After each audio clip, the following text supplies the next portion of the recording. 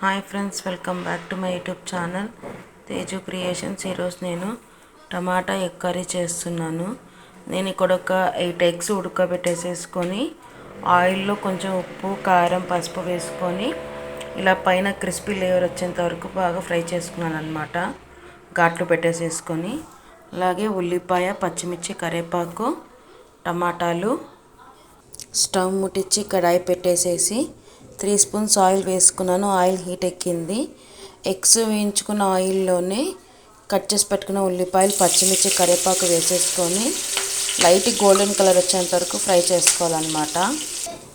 ఉల్లిపాయలని ఇప్పుడు కలిపేసేసుకొని దీంట్లో కొంచెం జింజర్ గార్లిక్ పేస్ట్ యాడ్ చేసుకుందాము.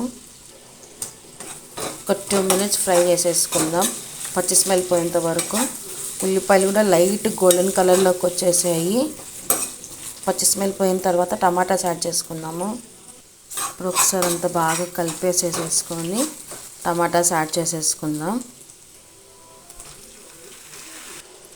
పసుపు, సాల్ట్ వేసేసుకొని అంతా బాగా కలిపేసేసుకొని టమాటాస్ గుజ్జుగా అయ్యేంత వరకు ఉడికించుకోవాలన్నమాట. మూత పెట్టేసేసి ఒక 15 నిమిషాలు మగ్గించుకుందాము. ఒక్కసారి మూత తీసి చూద్దాము. కలిపేసేసుకుందాం. టమాటాస్ సాఫ్ట్ అయిపోయినాయి. ఇంకొక 2 మినిట్స్ అన్నమాట.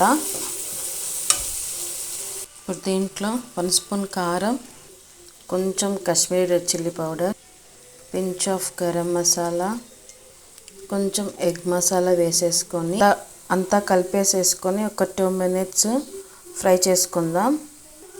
ఒక్కసారి బాగా అంతా కలిపేసేసుకొని ఇప్పుడు దీంట్లో 1 గ్లాస్ ఆఫ్ వాటర్ పోసేసేసుకొని వాటర్ వేసుకున్నాక అంతా కలిపేసేసుకొని ఒక్క పొంగు వచ్చిన తర్వాత ఎగ్స్ యాడ్ చేసుకుందాం.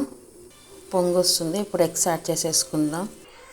ఫైనల్గా కొంచెం కసూరి మేతి వేసేసేసుకొని ఇలాగే కట్ చేసుకున్న కొత్తిమీర వేసేసుకొని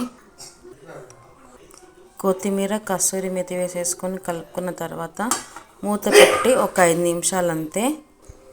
మూత తీసేసి ఒక్కసారి అంతా బాగా కలిపేసేసుకొని స్టవ్ ఆపేస్తాను.